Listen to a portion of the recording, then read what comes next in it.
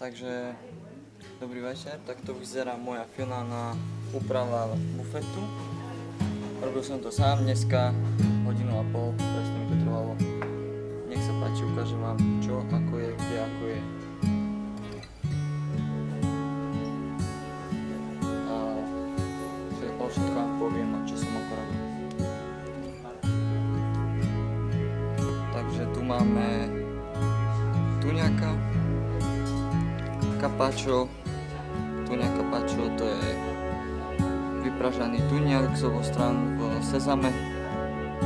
Mám tu olivy, papričky, potom tu mám mäsko z jelenia, nech sa páči. Mäsko z jelenia, krásne ozdobené s kyslou smotanou. Potom tu mám včeratou korunu z krabieho mäska, grillovaná zeleninka, pekne ugrilovaná, dochutená. Potom tu mám sopku z mäska spravenú, takú krásnu. Takže odody, nech sa páči, s krásnou kvietkou, môžete si ju krásne pozrieť, je to detálne dorobené všetko. Proste krásne naranžované. Potom tu mám zeleninku zase. Potom tu mám brezálu, taliansku šunku. Tu som spravil s paradajkami, s rukovo, parmesánom, na to ide sol, korenie, olivový olej. Potom tu mám melon, parma, šunke, je to tiež talianská šunka. Melon zabalený v parma šunke. Potom tu mám terinu z mäska spravenú. Tak toto asi vyzerá. Tá brezála s ružičkou, nech sa páči. Potom tu mám mäsko, vodné tvory. Potom tu mám vodné tvory, šalát. Potom tu mám salámu, šunku.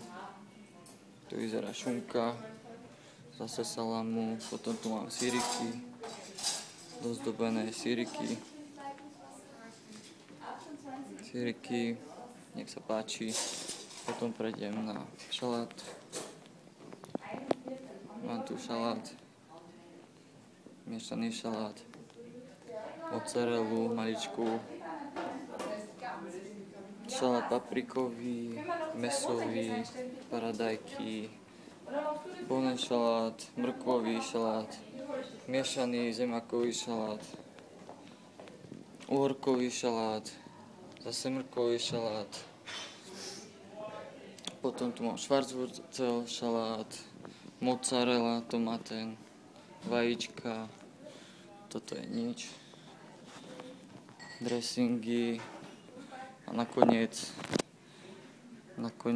ovocíčko spravené. Jedno pláto, druhé pláto, nech sa páči. Takto vyzerajú moje veci. Toto všetko som robil sám, trvalo mi to 1,5 hodiny maximum. A